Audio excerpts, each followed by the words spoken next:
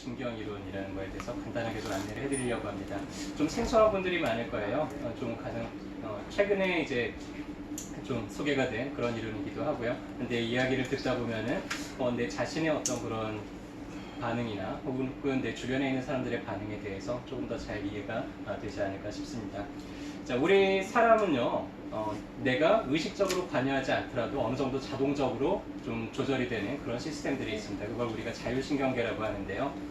크게는 이제 교감신경계와 부교감신경계 이렇게 두 개로 나뉘죠. 우리가 숨을 쉬는데 별로 의식하지 않더라도 알아서 저절로 숨을 쉬고 있고요. 지금 이 순간도 계속해서 심장이 좀 빨라도 졌다가 느려도 졌다가 하면서 심장이 계속 뛰고 있을 거예요. 체온도 계속 유지가 되고 있을 거고요. 무언가를 먹으면은 알아서 위장이 움직이면서 소화 흡수시키고 이런 것들을 저장하고 또 에너지를 만들어내고 그러고 있을 겁니다. 이런 거 우리가 의도해가지고는 의식적으로 조절을 하나요?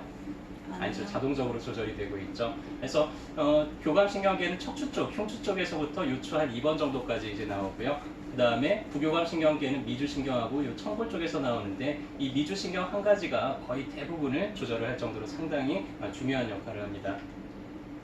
미국의 노스캐롤라이나 대학에 있는 정신과 교수인 스테파 포게스라는 교수님이 이제 제창을 한 이론인데요. 다중미주신경 이론이라는 거는 가만히 보니까 사람들의 어떤 안전이나 불안전에 대해서 대처하는 그런 지각하는 독특한 방법하고 그 사람들이 가지고 있는 미주신경 가지들이 좀 연관성이 있더라 해서 이제 그거를 좀 연구하고 행동심리학적으로 이제 밝혀놓은 학문인데요. 가만히 보니까는 이 미주신경이 가닥이 두 가지가 있는 거예요. 하나는 등 쪽으로 내려가는 배측신경하고 앞쪽으로 내려가는 복측신경이 있는데요. 크게 이제 배측 미주신경 복합제는 무수신경이에요. 우리가 신경을 보호하기 위해서 수초라는 게 이렇게 감싸고 있는데 배측 미주신경 복합제는 그런 수초가 없습니다. 가장 원시적인 신경계고 소화시키거나 흡수하거나 배설하거나 혹은 잠을 자거나 움직임을 가만히 고정하는데 그런 역할을 하게 되고요. 교감신경계는 좀 이렇게 흥분될 때 움직임을 발동을 시키고 뭔가 위협을 느낄 때 투쟁을 하거나 혹은 도주하는 이런 반응들을 유도를 하게 됩니다. 가장 최근에 밝혀진 이제 복층 미주신경 복합제가 유소신경이에요. 가장 진화적으로 최근에 이제 진화를 했다 그러고요. 이게 분포되어 있는 곳을 보니까는 얼굴, 귀, 성대, 인후, 경추 주변에 이게 이렇게 많이 분포가 되어 있다고 합니다. 해서 이게 주로 쓰이는 거는 얼굴 표정을 짓고요. 발성을 하고 우리가 타인들의 이야기를 경청을 하고 고개의 기울기를 조절을 하고 우리 이런 거 언제 쓰죠? 사람들하고 대화할 때 쓰죠. 이렇게 얼굴 표정도 짓고 그 다음에 잘 귀 기울여 듣고요. 살짝 고개도 깨우뚱했다가 이런 것들이 커뮤니케이션 하는데 이제 상당히 좀 중요한 그런 역할을 한다고 밝혀졌고요. 일단 사람의 뇌를 보면 사람의 뇌가 3층으로 이루어져 있다라고 얘기를 해요. 가장 원시적인 뇌는 뇌관이에요. 파충류의 뇌라고 부르기도 하고요. 이 파충류의 뇌가 사람이 기본적으로 생명 활동을 유지하는 그런 활동들에 쓰입니다. 호흡하고 심장 박동을 하고요. 소화 흡수를 시키고 기침을 하거나 몸의 균형을 잡거나 혹은 반사작용을 하는 데 사용이 되죠. 그 다음으로 발달이 된 게 이제 변연계예요. 변연계를 포유류의 뇌라고 하는데요. 1차적인 정서, 쾌락이나 공포나 분노나 이런 것들을 느끼게 됩니다. 성욕이나 식욕이나 장기 기억들도 이 변연계가 하는 역할하고 관련이 있고요. 그 다음에 가장 마지막으로 발달이 되고 진화가 된 게 영장류의 뇌라고 불리는 대뇌피질이죠. 그래서 대뇌피질은 논리적인 사고를 하고요. 어떤 걸 의식을 하고 어떤 걸 계획을 하고 의사결정을 하거나 혹은 타인들에 대한 어떤 동정심을 나타내는데 사용이 됩니다. 그리고 정서 중에서도 약간 2차적인 정서도 뭐 기회감이라든지 희망이라든지 이런 좀 고차원적인 정서를 담당한다고 알려져 있죠. 사람들에 따라서 어떤 외부의 위협이나 반응이 왔을 때 각각 사용하는 층들이 좀 달라요. 그게 이제 오늘 설명드린 다중 미주신경 이론하고도 좀 연결이 되는데요. 대인관계를 할 때 우리가 낯선 타인들이나 낯선 상황을 대면을 했을 때 그때 1단계부터 3단계의 과정을 거쳐서 반응을 하게 됩니다. 대체적으로 1단계는 사회적인 관계, 안전한 환경에서 이루어지게 되고요. 위험에 대해서 좀 이성적으로 대응을 하게 됩니다. 가령 누가 이렇게 낯선 사람이 나한테 막 다가와요. 그러면은 생각을 하죠. 저 사람이 나를 향해서 다가오는 건가? 저 사람을 내가 어떻게 피하지? 혹은 저 사람이 말을 걸 때 내가 어떻게 대처를 하지? 혹시 모를 상황이 벌어질 때 내가 어떻게 행동을 하는 게 좋을까? 이런 것들을 이제 생각을 하겠죠.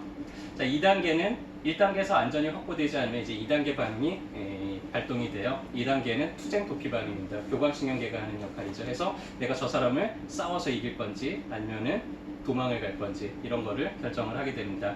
2단계에서도 안전이 확보가 되지 않는 이제 3단계 반응을 하게 되는데요. 아무것도 하지 못하고 가만히 꼼짝없이 이제 얼어붙는 그런 반응을 하게 되죠. 그래서 이 대인관계의 이런 행동학적인 반응들이 그 사람의 미주신경 중에 어떤 부분들이 발동을 하는지에 따라서, 자율신경 중에 어떤 것들이 잘 발동이 되는지에 따라서 그 사람의 행동이 이렇게 결정이 된다고 합니다. 일단은 1단계가 발달이 되어 있는 사람은 이렇게 행동을 해요. 평화적이고 안전하게 대응을 하죠. 가장 진화된 인간의 반응이고요. 양육자와의 관계에서 내가 어릴 때 어떻게 커왔는지 양육자와의 관계에서 이런 것들이 좀 잘 성장을 한다고 합니다. 그래서 낯선 타인을 만났을 때 얼굴 표정을 내가 짓고 말소리, 내가 말을 어떻게 할지를 결정을 하고 경청을 하고 하면서 이때 느껴지는 1단계 반응을 우리가 유지할 때 느껴지는 감정들은 좀 안심되고 평화롭고 그 다음에 뭔가 좀 공감이 되고 연대감을 느끼는 이런 감정들을 느끼게 된다 그래요. 주로 복층 미주신경복합체가 작용을 할 때 이제 그렇다 그러고요. 제 2단계는 이제 1단계 반응이 효과가 없을 때는 투쟁 도피 반응이 일어난다고 했죠. 교감신경계가 주로 반응을 하게 되고요. 동공은 커지고 심박수는 빨라지고 호흡도 거칠어지고 그리고 상당히 깨어있게 되죠. 그리고 장은 움직임을 멈추게 됩니다. 우리 크게 스트레스 받거나 막 이렇게 그런 상황에서 밥을 먹으면 잘 체하는 것도 그럴 때는 교감신경계가 작동을 해서 위장이 멈추기 때문에 그렇죠. 이때 교감신경계가 각성이 될 때 이제 느껴지는 감정은 분노나 혹은 공포심 이런 것과 관련이 있다고 합니다. 2단계 반응도 효과가 없을 때는 이제 가장 원시적인 3단계 반응이 발동을 하게 되는데요. 이때의 행동은 죽은 척을 하거나 아니면 행동을 멈추고 가만히 있고 사고를 정지시키거나 우리 흔히 머리가 하얗게 된다고 얘기를 하죠.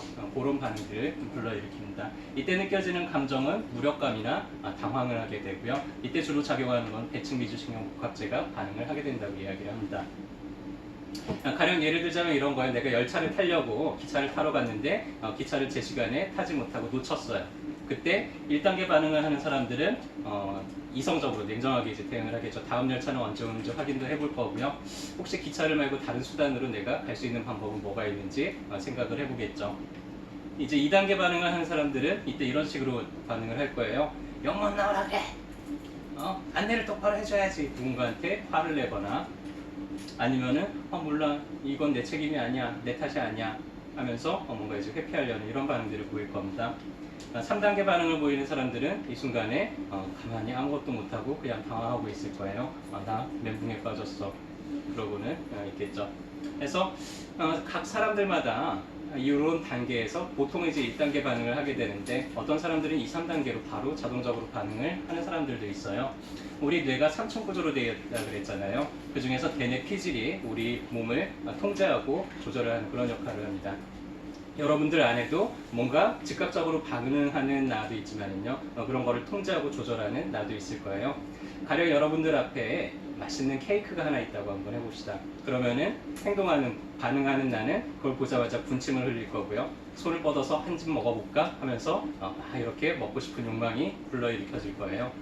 그때 나를 관찰하는 자는 그걸 보면서 내가 좀 전에 점심을 먹었는데 저거까지 먹으면 너무 과식을 하는 거 아닐까? 소화가 안 되면 어떡하지? 조금 미뤄놨다가 나중에 먹을까? 이런 것들을 이제 통제를 하게 되겠죠. 근데 어떤 사람들은 이 관찰하는 자아가 잘 작동을 하지를 못해요. 바로 반응 단계로 넘어가 버리는 그런 사람들이 있습니다.